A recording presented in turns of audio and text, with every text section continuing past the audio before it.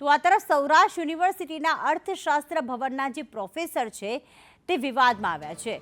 Assistant professor સામે દ્વિઅર્થી શબ્દો બોલતા હોવાના આક્ષેપો લગાવવામાં આવ્યા છે।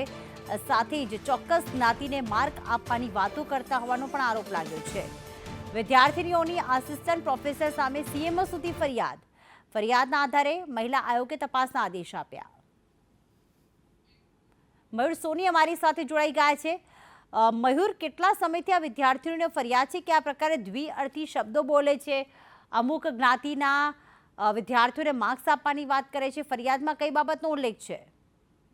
પ્રીતિ, 4 થી 5 વિદ્યાર્થીઓના નામજોગ એક લેટર લખાયો છે અને આ લેટર સીએમઓ સુધી પહોંચાડવામાં આવ્યો છે। એની સાથે સાથે રાજકોટ સ્થિત સૌરાષ્ટ્ર યુનિવર્સિટીના કુલપતિ છે એમને પણ આ લેટર મોકલવામાં આવ્યો છે। સીએમઓ તરફથી મહિલા આયોગને આ મામલે તપાસ કરવા માટે આદેશ અપાયા હતા। મહિલા આયોગ દ્વારા ઈમેલ કરીને સૌરાષ્ટ્ર યુનિવર્સિટીના કુલપતિને આ મામલે જાણ કરાઈ છે।